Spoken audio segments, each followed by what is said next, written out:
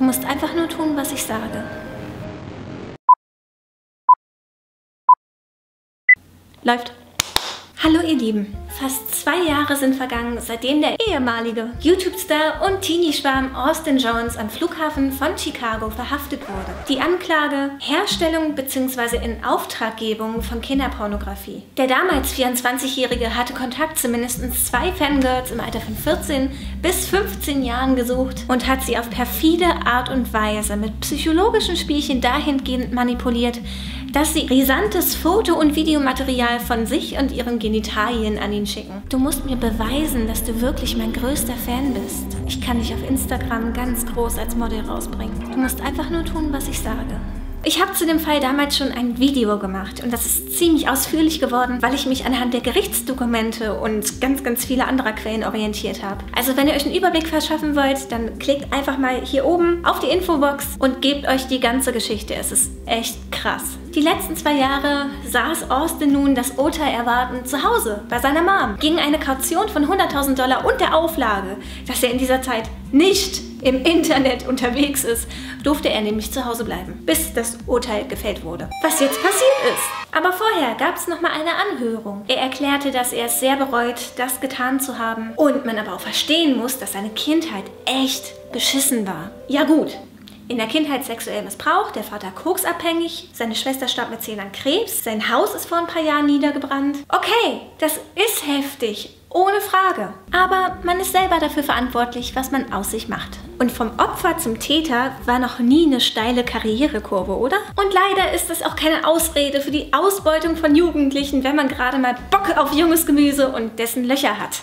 Es saßen übrigens einige dieser 30 Mädchen, von denen Austin zugegeben hat, ihnen geschrieben zu haben, während der Anhörung im Gerichtssaal. Und darunter auch die beiden Mädchen, die in der Anklage genannt werden. Da hat er mit diesen nur 2 Anklagen ja gewaltig Glück gehabt. Jedenfalls haben auch die beiden Opfer nochmal aussagen dürfen. Eins beschrieb, wie sie im Rahmen eines Castings 15 Videos an Austin geschickt hat. 15, weil er ja immer Verbesserungswünsche hatte. Das andere Mädchen schickte ihm 25 Videos. 8 davon waren explizit sexuell. In beiden Fällen standen der Körper und das Alter der Mädchen im Vordergrund. Guck mal, Austin, dieser 14-jährige Arsch wackelt nur für dich. War zum Beispiel eine Linie, die er ihnen vorgegeben hat, dass sie das doch bitte sagen sollen, während sie mit ihrem Po wackeln und ihr Po-Loch zeigen. Toll. Auch sagte er, ganz der Gönner und Charmeur, der er ist: Ich wette, du hattest keine Ahnung, als du mich gestern getroffen hast, dass du mir einen Tag später dein Po-Loch zeigen darfst. Wie besonders fühlst du dich? Er sagt sowas. Ein Typ, der jetzt ins Gefängnis kommt.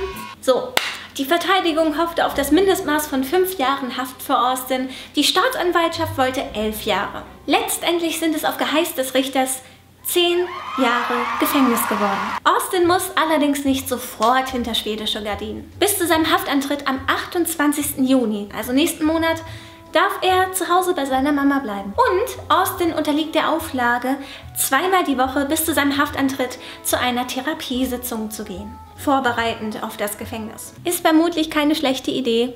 Und an Tag X geht es dann für ihn, bis er 36 Jahre alt ist, ins Gefängnis. Er wird vermutlich bis ans Ende seines Lebens aktenkundig als Sexoffender bleiben. Ich freue mich tatsächlich, dass endlich mal ein Urteil in so einem Fall gesprochen wurde. Ich bin mir zu 1000% sicher, dass Austin nicht der einzige YouTuber ist, der sowas gemacht hat. Und ich hoffe, dass in Zukunft mehr solcher Fälle publik werden, einfach damit sie auch bestraft werden können. Das macht nämlich was mit den Kindern und Jugendlichen. Und das werden die ihr Leben lang nicht mehr los. So, ich wünsche euch an dieser Stelle einen wundervollen Tag. Ich freue mich, dass ihr hier wart. Und wenn ihr Bock habt, sehen wir uns beim nächsten Video wieder. Passt auf euch auf, okay? Macht's gut, tschüss!